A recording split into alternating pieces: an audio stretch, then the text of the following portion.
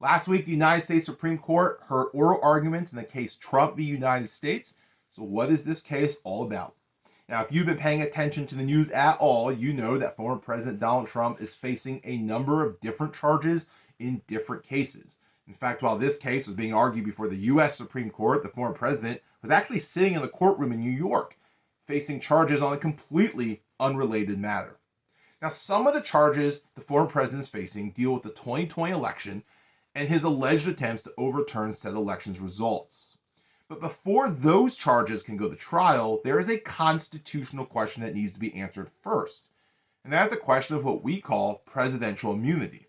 This is how the Supreme Court frames the question. Whether, and if so, to what extent, does the former president enjoy presidential immunity from criminal prosecution for conduct alleged to involve official acts during his tenure in office? In other words, can the President of the United States face charges for actions taken, even criminal activity, if he or she was acting in his or her official capacity as president? Two things worth noting here. First, the Supreme Court is not deciding on the charges that are being brought against former President Trump. That's for the trial court to decide. They're answering the question of whether or not these charges can even be brought. It's a prerequisite. If these charges can't be brought, there will be no trial.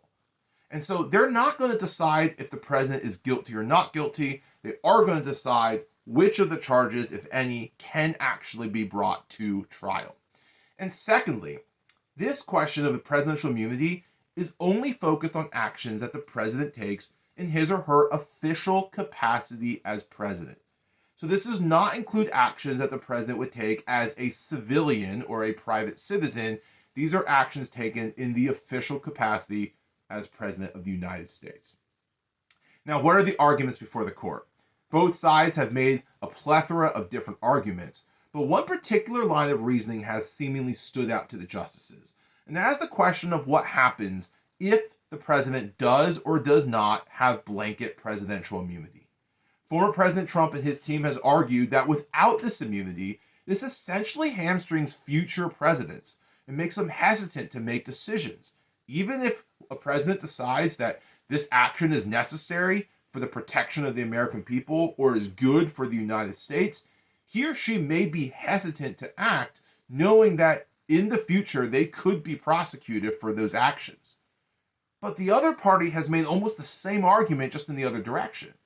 That if there is blanket presidential immunity, if the president can never be prosecuted for any activity, including criminal activity, that he or she commits, as long as they've done it while in their official capacity as president, then this essentially greenlights future presidents to do whatever they want, including whatever criminal activity they want, knowing full well that they can never be held accountable for those actions.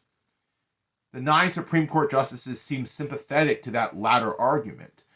They seem doubtful that there is some blanket immunity, that as long as you're acting in your capacity as president, you can never be charged for any action that you take. But the question remains, what can you be charged for? Where is that line drawn? So there's two questions that sit below this larger question that the court's going to need to answer. And the first question is, if we're differentiating between official presidential actions and actions that a president would take as a private citizen, where does that line get drawn? What constitutes official presidential action and actions of a private citizen that just happens to be the president of the United States?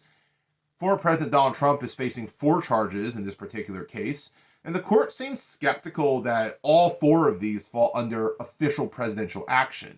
But the lower court didn't make that differential. And so that's a question that needs to be answered. The second question is, if the president can be prosecuted for some of their official actions, but not all of their official actions, then where do we draw that line? What constitutes official actions that can be prosecuted in the future, and what constitutes official actions that do have presidential immunity? Another question that has not been answered by any of the courts that this case has gone to yet.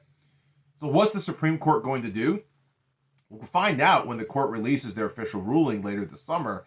But based on the questioning, it seems that the court is not going to agree that the president has some kind of blanket immunity, that the president can never be prosecuted for actions taken so long as it was in their official capacity.